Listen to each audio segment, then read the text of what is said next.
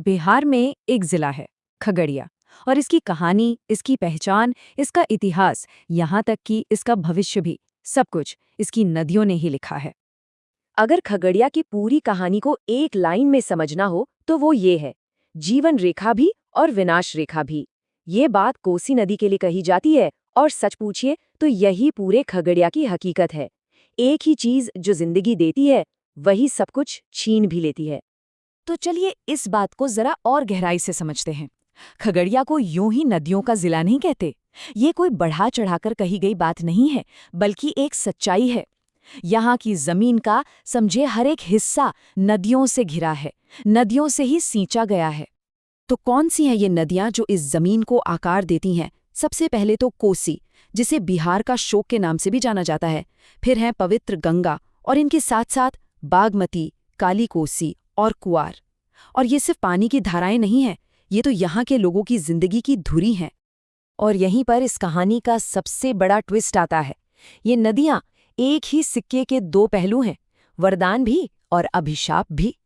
देखिए, एक तरफ तो ये नदियां अपने साथ इतनी उपजाऊ मिट्टी लाती हैं कि खेत लहला उठते हैं, लेकिन दूसरी तरफ हर साल यही नदियां विनाशकारी बाढ़ बनकर आती हैं और सब कुछ तबाह कर देती हैं। यही तो है इस जगह का असली द्वंद्व। और बात सिर्फ जमीन और खेती तक ही सीमित नहीं है।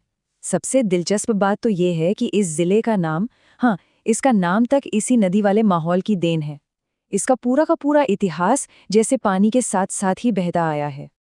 तो हुआ ये कि ऐसा माना जाता है खगड़िया का नाम निकला है खग शब्द से। खग यानी पक्षी, क्योंकि ये जो नदियों से बनी दलदली जमीन थी ना, वो अनगिनत पानी वाले पक्षियों का घर हुआ करती थी। तो बस उसी से इस जगह का नाम पड़ गया खगड़िया। इतिहास के पन्ने पलटकर देखें तो एक बात साफ नजर आती है। नदियों ने हमेशा तय किया है कि यहाँ विकास होगा या नहीं, और होगा तो कैसा। प्राचीन काल में ये इलाका अंग और मिथिला साम्राज्यों का हिस्सा तो था, लेकिन जब मध्यकाल आया तो इन्हीं नदियों की विनाशकारी बाढ़ ने यहाँ कभी कोई बड़ा शहर बसने ही नहीं दिया। सोचिए, और एक अलग जिले के तौर पर इसकी पहचान तो बहुत बाद में 1981 में जाके बनी। चलिए अब जरा यहाँ की अर्थव्यवस्था को देखते हैं। और सच कहूं तो ये किसी जुए से कम नहीं है। एक ऐसा जुआ जो हर साल नदी के किनारे खेला जाता है। यहाँ की पूरी कमाई, पूरी समृद्धि, सब कुछ बस नदियों के मिजाज पर टिकी है। तो देखिए, नदियां जो अपने साथ मिट्टी लाती है ना, जिसे जलोढ़ मिट्टी कहते हैं, यहाँ उसे दोनहरी जमीन भी कहा जाता है।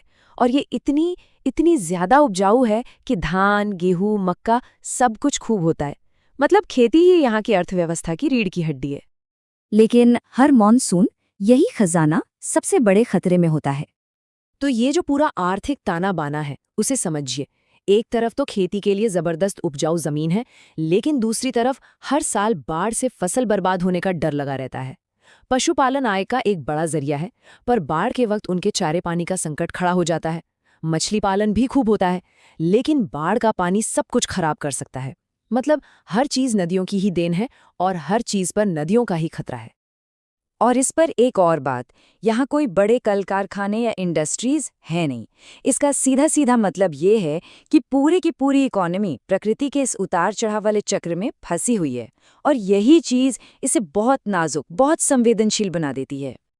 लेकिन इतनी चुनौतियों के बाद भी एक बात कमाल की है, यहाँ के लोगों ने हार नहीं मानी।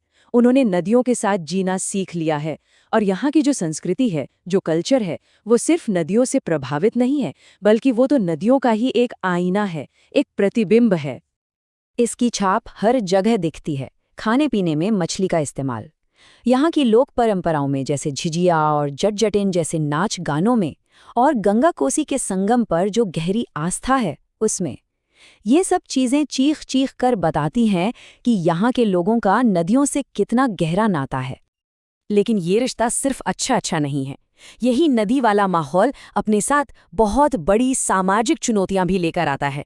हर साल जब बाढ़ आती है तो सोचिए अस्पतालों पर कितना दबाव पड़ता होगा, और ऊपर से गंदे पानी से फैलने वाली बीमारियों का खतरा अलग। और आखिर में आते हैं राजनीति पर। खगड़िया में आप राजनीति और भूगोल को अलग कर ही नहीं सकते। यहाँ का सबसे बड़ा, सबसे अहम राजनीतिक मुद्दा कोई नेता या पार्टी नहीं, बल्कि नदी है। यहाँ के जो मेन पॉलिटिकल इश्यूज हैं वो सब के सब नदियों से ही जाकर जुड़ते हैं। बाढ़ को कैसे कंट्रोल किया जाए, बाढ़ के बाद राहत कैसे पहुंचे, टूटी हुई सड़कों और पुलों को कैसे बनाया जाए, नदी के कटाव से जिन लोगों के घर बह गए उनका क्या होगा, ये सब बड़े सवाल हैं। यहाँ तक कि पढ़ाई लिखाई और सेहत के मुद्दे भी बाढ़ के टाइम पर और बड़े हो जाते हैं, क्योंकि स्कूल अस्पताल सब पानी में डूब जाते हैं। तो मतलब बिल्कुल साफ है, खगड़िया में असली राजनीतिक पावर उसी के हाथ में होती है जो इन नदियों के गुस्से को, इनके विनाशकारी रूप को काबू में करने का वादा करता है और उस पर काम करके दिखाता है। तो खगड़िया की कहानी तो हमेशा से इसकी नदियों ने ही लिखी है, पर सवाल ये उठता है कि इसका भविष्य क्या होगा? क्या आने वाले वक्त में इन नदियों पर काबू पा लिया जाएगा, या फिर हमेशा की तरह इनके साथ ही तालमेल बिठाकर जीने का रास्ता निकाला जाएगा? यही एक सवाल इस नदिये दिल वाली जमीन की पूरी हकीकत बयां कर देता है। इसलिए हमारे साथ बने रहने के लिए चैनल को सब्सक्राइब करना ना भूलें। अब अगले विश्लेषण में मिलते हैं।